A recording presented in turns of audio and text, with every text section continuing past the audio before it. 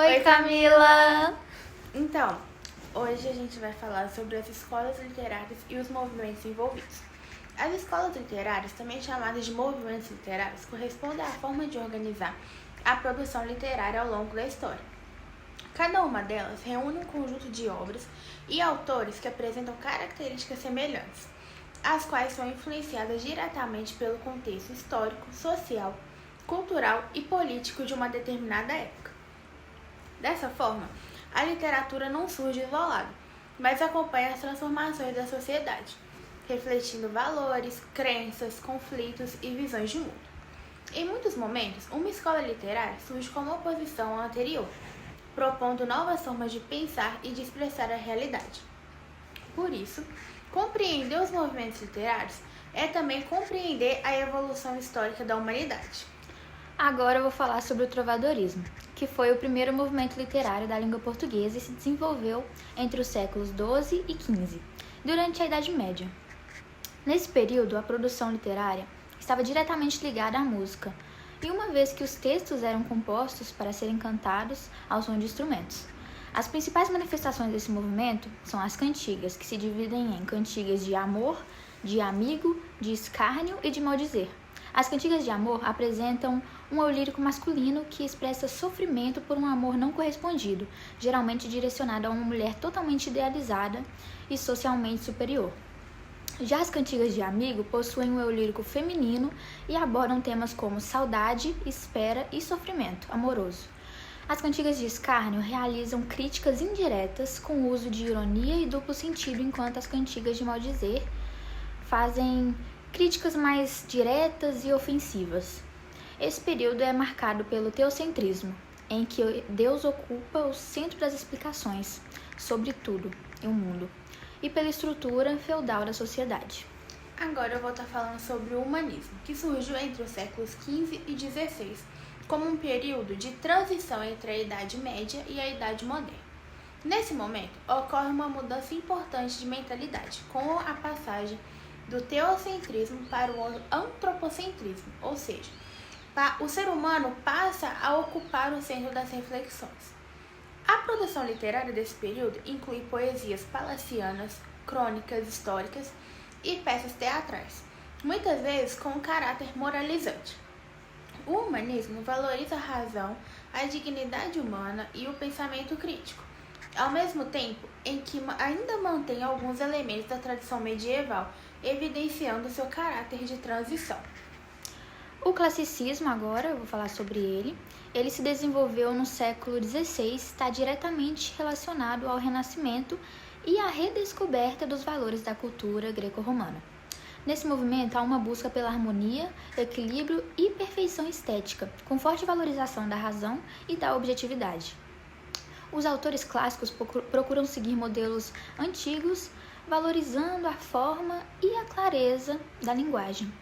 As produções mais comuns são os sonetos e as epopeias. Há uma tendência ao universalismo, ou seja, a abordagem de temas considerados universais, como o amor, beleza e a condição humana. Agora eu vou falar sobre o quinhetismo. Corresponde ao início da literatura no Brasil, no século XVI, e está ligado ao processo de colonização portuguesa. A produção desse período não possui caráter literário estético, propriamente dito, sendo voltada principalmente para a informação e a catequese. A chamada literatura de informação é composta por cartas e relatos que descrevem a nova terra, seus habitantes, fauna e flora, com o objetivo de informar a metrópole. Já a literatura jesuítica é voltada à evangelização dos povos indígenas, utilizando textos religiosos e didáticos. A linguagem é simples e descritiva, e não há preocupação com estilo ou elaboração artística. Agora eu vou falar sobre o Barroco, que se desenvolveu entre os séculos XVII e XVIII. Surgiu em um contexto de intensos conflitos religiosos, como a Reforma Protestante e a Contra-Reforma Católica. Sua principal característica é o contraste, refletindo o conflito entre valores espirituais e materiais. A linguagem barroca é rebuscada, marcada pelo uso excessivo de figuras de linguagem, jogos de palavra e construções complexas. Duas vertentes se destacam, que é o cultismo, que enfatiza o jogo de palavras, e o conceptismo, que valoria o jogo de ideias. A dualidade, o exagero e a tensão são elementos centrais desse movimento. O arcadismo, no século XVIII, surge como uma reação ao exagero do barroco, propondo um retorno à simplicidade e ao equilíbrio. Inspirado nos ideais clássicos de valorização da natureza, a vida simples no campo e o racionalismo. Os autores arcas frequentemente adotam pseudônimos e simulam uma vida pastoril, idealizando o ambiente rural como um espaço de tranquilidade e harmonia. A linguagem é simples e direta, e há uma busca pela clareza e pela objetividade. Bom, agora o romantismo, que se desenvolveu no século XIX, e representa uma ruptura com os valores clássicos e valoriza a subjetividade, a emoção e a individualidade. Os autores românticos exploram sentimentos intensos, como o amor, a tristeza e a saudade, além de valorizarem a identidade nacional no Brasil. O romantismo no Brasil é dividido em 3 gerações. A primeira, que é de caráter nacionalista e valoriza a figura indígena como herói. A segunda, que é conhecida como ultrarromântica e enfatiza o pessimismo, a melancolia e a morte. E a terceira, de caráter social, que aborda temas como a liberdade e o abolicionismo. O realismo surge na segunda metade do século XIX, como uma reação ao excesso de idealização do romantismo.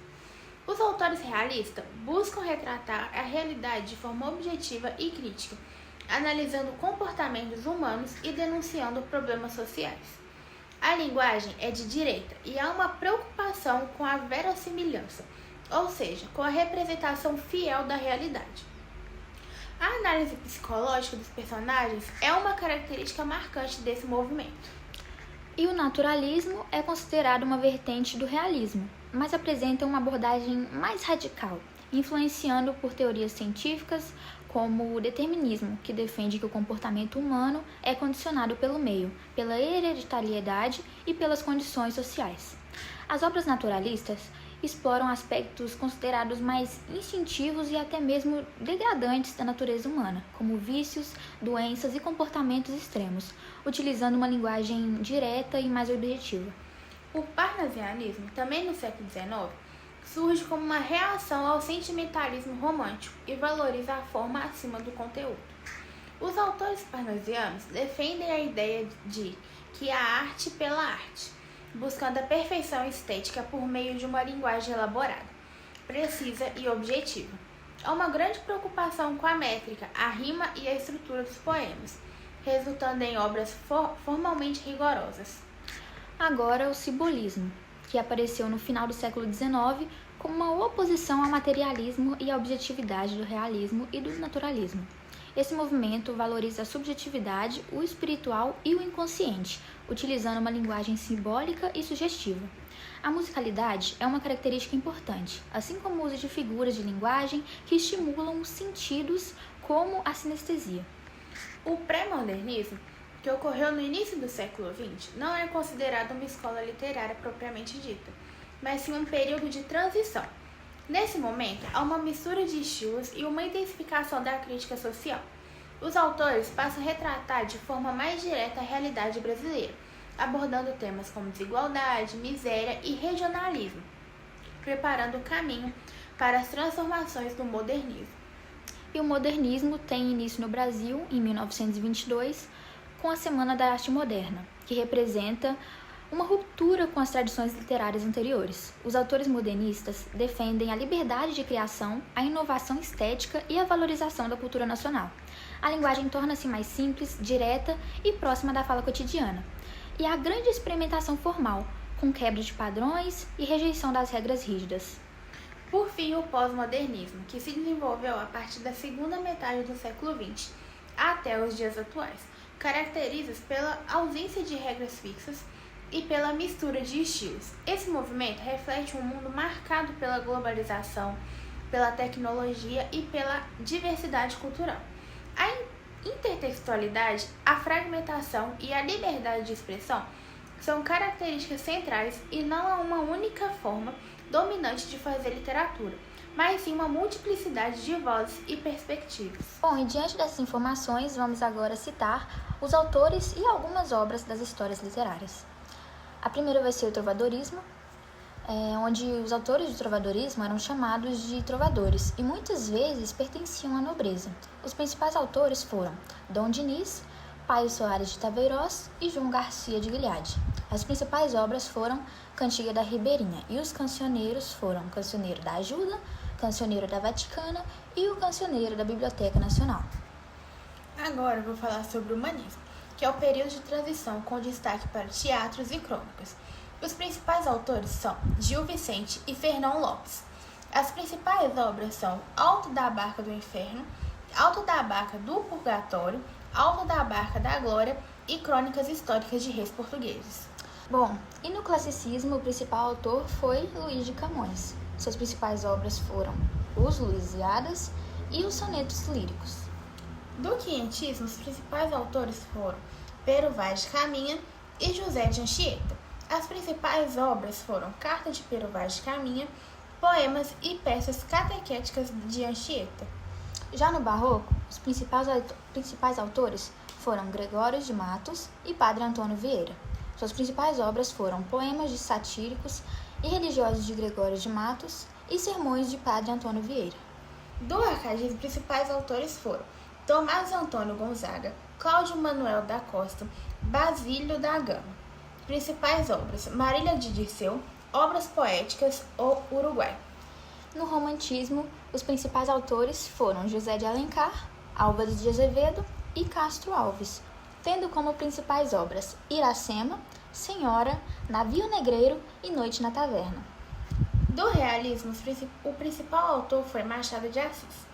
As principais obras são Dom Casmurro, Memórias Póstumas de Brás Cubas, Quincas Borba.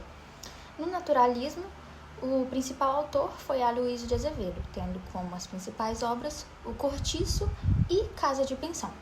Do parnasianismo, os principais autores foram Olavo Bilac, Alberto de Oliveira, Raimundo Correia.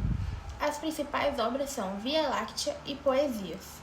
No simbolismo, os principais autores foram Cruz e Souza e Alfonso de Guimarães, tendo como principais obras Broquéis e Missal. Do pré-modernismo, os principais autores são Euclides da Cunha, Monteiro Lobato e Lima Barreto. As principais obras são Os Sertões, Urupês, Triste Fim de Policarpo Quaresma. No modernismo, os principais autores foram Mário de Andrade, Oswald de Andrade, Clarice Lispector e Carlos Drummond de Andrade. As principais obras são Macunaíma, Memórias Sentimentais de João Miramar, A Hora da Estrela e alguma poesia. Do pós-modernismo, os principais autores são Chico Buarque, Rubem Fonseca e Lígia Fagundes Telles. Principais obras: Budapeste, Feliz Ano Novo e As Meninas. E agora nós vamos falar sobre algumas curiosidades das escolas literárias. A primeira é o trovadorismo, que apresenta diversas curiosidades interessantes, principalmente pelo fato de sua produção estar diretamente ligada à música, já que as cantigas eram feitas para serem cantadas com acompanhamento de instrumentos. Essas composições foram preservadas em coletâneas chamadas cancioneiros, como o Cancioneiro da Ajuda, da Vaticana e da Biblioteca Nacional. Um ponto curioso é que nas cantigas de amigo, apesar do lírico ser feminino, os textos eram escritos por homens. Irônico, né? Além disso, esse período utilizava o galego-português, uma forma antiga da língua portuguesa. Existia também a diferença entre trovador, que geralmente era um nobre que compunha, e jogral, que era responsável por interpretar as cantigas. Muitas dessas produções, principalmente as de escárnio, apresentavam duplo sentido e críticas indiretas.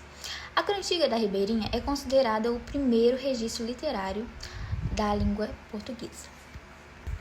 O humanismo é marcado por ser um período de transição entre a Idade Média e a Idade Moderna, o que faz com que apresente características mistas, tanto medievais quanto modernas.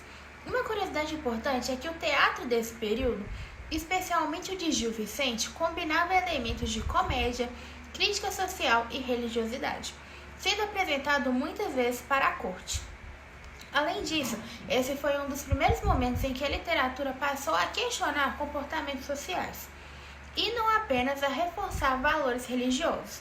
Ao mesmo tempo, ainda mantinha forte presença moralizante, mostrando essa transição de pensamento. E o classicismo apresenta como curiosidade central a forte influência da cultura greco-romana, retomando valores da antiguidade clássica. Uma característica interessante é que a principal obra desse período, Os Lusíadas, de Luís de Camões, mistura acontecimentos históricos reais com a presença de deuses mitológicos, como se eles interferissem diretamente nos fatos. E além disso, Camões possui uma biografia marcante, tendo perdido um olho em batalha. O movimento também valorizava a estrutura dos textos, especialmente os sonetos, que seguiam regras bem rígidas. O quinhentismo possui curiosidades ligadas ao seu caráter informativo e religioso, já que não havia intenção literária e estética. A Carta de Pero Vaz de Caminha é considerada o primeiro documento sobre o Brasil e, curiosamente, apresenta uma visão bastante positiva da terra, possivelmente com exageros para impressionar o rei de Portugal. Outro aspecto interessante é que os jesuítas utilizavam o teatro, a música e a poesia como forma de catequizar os povos indígenas, chegando até a aprender suas línguas para facilitar o processo. Agora sobre o Barroco, que é conhecido como a arte dos contrastes e contradições, refletindo os conflitos entre a fé e a razão, corpo e alma. Uma curiosidade marcante é que Gregório de Matos ficou conhecido como Boca do Inferno, devido às suas críticas ácidas e satíricas à sociedade. Já Padre Antônio Vieira era tão influente que seus sermões ultrapassavam o campo religioso e tinham até impacto político. A linguagem barroca é cheia de exageros e utiliza frequentemente figuras como antítese para expressar os conflitos. O arcadismo traz como curiosidade o fato de seus atores adotarem pseudônimos e fingirem viver como pastores em um ambiente rural, idealizado, mesmo que muitos não tivessem essa vivência na prática. A natureza era vista de forma idealizada, como um refúgio da vida urbana. Além disso, vários autores desse período estavam ligados à Inconfidência Mineira, como Tomás Antônio Gonzaga, que chegou a escrever parte de sua obra enquanto estava preso. E o romantismo, que é marcado por forte carga emocional. E uma curiosidade é que muitos autores viveram de forma intensa e até trágica. Álvares de Azevedo, por exemplo, morreu muito jovem e escreveu bastante sobre morte e sofrimento. Já Castro Alves utilizava da poesia como forma de denúncia social, especialmente contra a escravidão, chegando a recitar seus textos em público.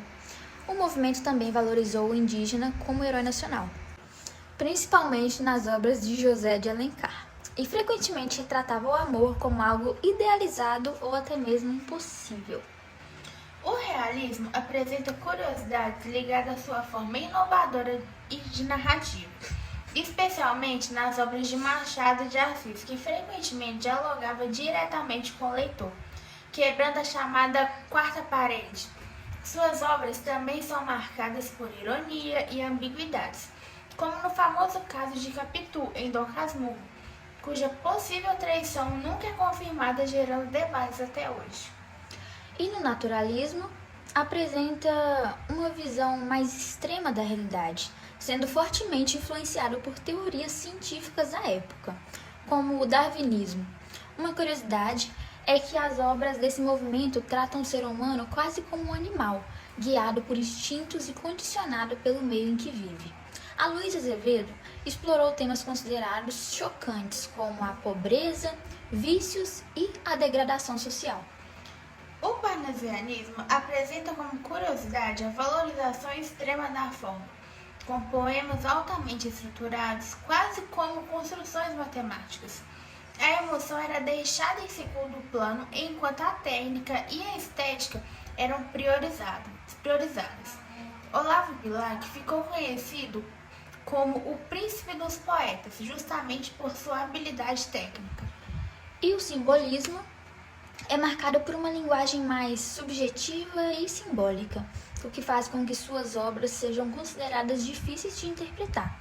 Uma curiosidade importante é que Cruz e Souza, um dos principais autores, enfrentou forte preconceito racial na época, pois o movimento valoriza o espiritual o inconsciente e as sensações com forte musicalidade.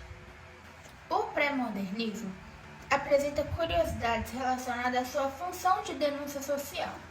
Os autores buscavam mostrar o Brasil real, abordando problemas como pobreza e desigualdade.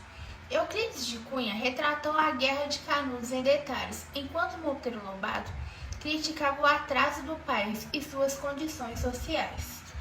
Agora, o modernismo, que foi marcado pela ruptura com tradições e pela busca de inovação. Uma curiosidade importante é que o movimento começou com a Semana de Arte Moderna em 1922, um evento que causou grande estranhamento na época. Os modernistas defendiam a liberdade artística e criaram conceitos como a antropofagia cultural, proposta por Oswald de Andrade, que sugeria absorver influências externas e transformá-las em algo nacional. Mário de Andrade foi um dos principais líderes desse movimento. No pós-modernismo, apresenta como curiosidade a ausência de regras fixas, permitindo a mistura de estilos, épocas e referências. Esse movimento reflete um mundo globalizado, com forte influência da mídia, da tecnologia e da cultura digital. As obras podem ser fragmentadas e extremamente diversas, mostrando que não há mais um único modelo dominante de fazer literatura. Exatamente. O primeiro é a literatura, que acompanha a evolução da sociedade, refletindo mudanças históricas, culturais e sociais. Ao longo do tempo, surgiram diferentes escolas literárias, cada uma com suas características, autores e formas de pensar. E com base nisso, vamos estar falando agora do trovadorismo, que foi a primeira manifestação literária, com cantigas de amor, de amigo, de escárnio e de maldizer, com ligação com a música, a linguagem galego-português, e era uma literatura cantada e ligada à vida medieval. Exatamente. E o humanismo foi uma transição da Idade Média para a Idade Moderna, valorizando o ser humano, a presença de teatro e crônicas, e como maior destaque teve o Gil Vicente. O classicismo é o retorno à cultura greco-romana, valorização do equilíbrio da razão, o uso de sonetos, e o maior destaque foi Luís de Camões. E no quinhentismo, temos a literatura informativa no Brasil, presença de cartas e textos religiosos e, como maior destaque, Pero Vaz de Caminha. No barroco, tem o contraste entre a fé e a razão, a linguagem complexa e o maior destaque é Gregório de Matos e Padre Antônio Vieira. No arcadismo, temos a valorização da vida simples no campo, busca pelo equilíbrio, uma crítica à vida urbana e, como maior destaque, Tomás Antônio Gonzaga. No romantismo, temos a valorização da emoção e do amor idealizado, o nacionalismo como o indígena como herói, e o destaque é José de Alencar, Álvares de Azevedo e Castro Alves. No realismo, temos uma crítica social, um retrato da realidade e o destaque é Machado de Assis. No naturalismo, tem a visão científica do homem, o determinismo, e o destaque é Aloysio de Azevedo. Já no parnasianismo, a valorização da forma, a linguagem perfeita e estruturada e, como destaque, Olavo Bilac. No simbolismo, temos a subjetividade, espiritualidade e, como destaque, Cruz e Souza.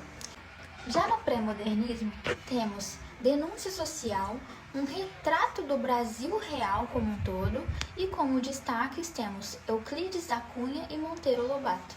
No modernismo, temos a quebra de padrões, a inovação, e como destaque, Mário de Andrade e Oswald de Andrade. No pós-modernismo, temos a mistura de estilos, influência da tecnologia, ausência de regras fixas e representa liberdade total na literatura. E temos a linha do tempo. A literatura evoluiu da seguinte forma: trovadorismo, humanismo, classicismo, quinhentismo, barroco, arcadismo, romantismo, realismo, naturalismo, parnasianismo, simbolismo, pré-modernismo, modernismo e pós-modernismo. Algumas comparações rápidas aqui. Algumas escolas se opõem. Barroco representando exagero, enquanto o arcadismo representa simplicidade. O romantismo valoriza a emoção, enquanto o realismo foca mais na crítica. O parnasianismo valoriza a forma, enquanto o simbolismo valoriza a subjetividade. Basicamente, as escolas literárias mostram que a literatura evolui junto com a sociedade. Cada movimento representa uma nova forma de pensar e interpretar o mundo, refletindo os valores e mudanças de cada época. Bom, e contudo, agora a gente vai fazer basicamente um resumão.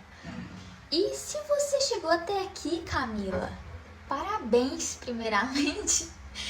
Em segundo, me avisa, porque eu vou te dar uma balinha, só pra eu saber se você assistiu a gente até aqui. Enfim, basicamente a literatura acompanha a evolução da sociedade ao longo do tempo, refletindo mudanças históricas, culturais e sociais, desde a Idade Média até a atualidade. Surgiram escolas literárias diversas, cada uma com suas características, autores importantes e formas diferentes de interpretar o mundo. O trovadorismo foi a primeira manifestação literária da língua portuguesa, marcada por cantigas de amor, de amigo, de escárnio e de maldizer, escritas em galego-português e muitas vezes acompanhadas por músicas. Essas cantigas eram reunidas em cancioneiros e tinham forte ligação com a cultura medieval. Uma curiosidade é que as cantigas de amigo eram escritas por homens, mas com voz feminina. Já no humanismo, foi um período de transição entre a Idade Média e a Moderna, valorizando mais o ser humano e a razão, e destacou-se pelo teatro de Gil Vicente e pelas crônicas históricas, marcando o início de uma visão bem mais crítica da sociedade. O classicismo retomou os valores da antiguidade clássica, com foco na razão, equilíbrio e perfeição formal. Seu principal ator foi Luís de Camões, com a obra de Lusíadas, que mistura fatos históricos com elementos mitológicos. E o quinhentismo teve caráter informativo e religioso, com destaque para a Carta de Pero Vaz de Caminha, considerada o primeiro documento sobre o Brasil. Os jesuítas também usavam a literatura para catequizar os indígenas. O Barroco foi marcado por conflitos entre fé e razão, utilizando linguagem rebuscada e cheia de contrastes. Gregório de Matos criticava a sociedade com ironia, enquanto o padre Antônio Vieira se destacava por seus sermões. O arcadismo valorizava mais a simplicidade, a vida no campo e o equilíbrio, sendo uma reação ao exagero barroco. Tomás Antônio Gonzaga foi um dos principais nomes e muitos autores usavam pseudônimos e idealizavam a natureza. O romantismo destacou-se pela emoção, pelo amor idealizado e pelo nacionalismo. José de Alencar criou heróis indígenas, enquanto Álvares de Azevedo explorou temas como morte e sofrimento, e Castro Alves abordou questões sociais como a escravidão. Já no realismo, surgiu como oposição ao romantismo, focando na realidade e na crítica social. Machado de Assis foi o principal autor, conhecido por sua ironia e pela forma inovadora de dialogar com o seu leitor. O naturalismo aprofundou essa visão, tratando o ser humano como resultado do meio e da hereditariedade, com base em ideias científicas. Aloysio de Azevedo abordou temas como miséria e degradação social.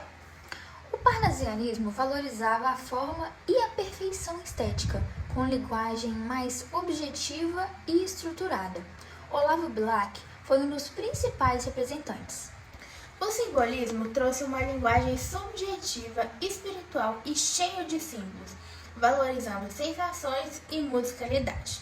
Cruz e Souza foi um dos principais autores enfrentando preconceitos em sua época. O pré-modernismo foi um período de transição que denunciou problemas sociais do Brasil. Euclides de Cunha retratou a Guerra de Canudos, enquanto Monteiro Lobato criticava a realidade do país. O modernismo rompeu contradições e buscou inovação, tendo início na Semana da Arte Moderna em 1922. Mário de Andrade e Oswald de Andrade foram grandes nomes defendendo liberdade artística e identidade nacional. E, por fim, o pós-modernismo, que representa a literatura contemporânea, marcada pela mistura de estilos, ausência de regras fixas e influência da tecnologia e da globalização. Assim, percebe-se que cada escola literária reflete seu contexto histórico e social, mostrando que a literatura evolui junto com a sociedade, acompanhando suas transformações e formas de pensar. Obrigada pela atenção!